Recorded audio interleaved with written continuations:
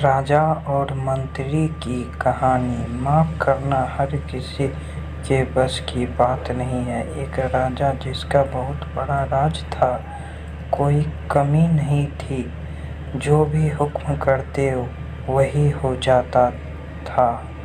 लेकिन राजा में एक आदत थी कि वह जो भी कोई थोड़ी सी गलती करता उसे तुरंत 10 बड़े खूंखार कुत्तों के सामने डाल कर उसे कुत्तों से नचवाता। राजा बड़े गुस्से वाला था। राजा की इस आदत से सभी परेशान थे। राजा का मंत्री भी राजा की इस आदत की आलोचना करता था। एक दिन उसी मंत्री से कोई गलती हो गई। राजा को गलती का पता चला तो राजा ने तुरंत हुक्म दिया कि जाओ, मंत्री को कुत्ते के सामने ले जाओ। मंत्री ने राजा से गलती मानी, माफ़ी मांगी, लेकिन राजा ने कुछ नहीं सुना और कहा कि जो कह दिया सो कह दिया, और सिपाही से कहा ले जाओ कुत्ते के बाड़े में। मंत्री ने कहा ठीक है राजा जी, लेकिन मेरी आखिरी इच्छा तो मान लो। राजा ने कहा ठीक है, बताओ अपनी आखिरी इच्छा। मंत्री ने कहा मुझे 10 दिन की मोहलत दीजिए बस। राजा ने कहा ठीक है, 10 दिन की मोहलत देता हूँ, लेकिन 11वें दिन सज़ा जरूर मिलेगी। मंत्री 10 दिन तक राजा के पास नहीं आया और 11वें दिन राजा के सामने पेश हो गया।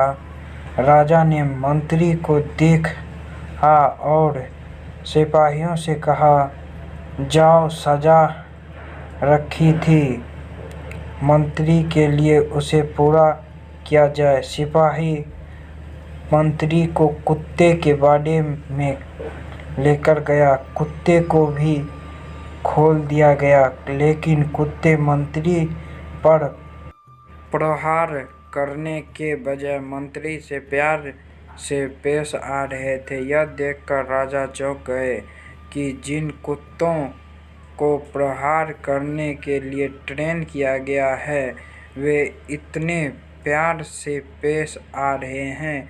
राजा ने मंत्री से कहा कि ये चमत्कार कैसे हो गया, इन कुत्तों को क्या हो गया। मंत्री ने जवाब दिया कि इन 10 दिनों में मैंने इन कुत्तों की बहुत सेवा की है, इन्हें खाना खिलाया, नहलाया।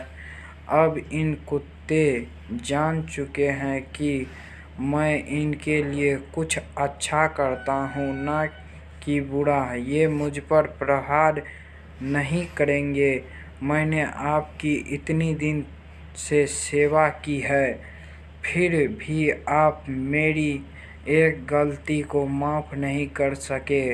आपसे ज़्यादा अच्छा तो ये कुत्ते हैं, जो अच्छा और बुरा को पहचानते हैं। राजा यह सब देखकर बड़ा शर्मिंदा हुआ। यह कहानी हमें सिखाती है कि हमें हमेशा सोच समझकर फैसले लेनी चाहिए।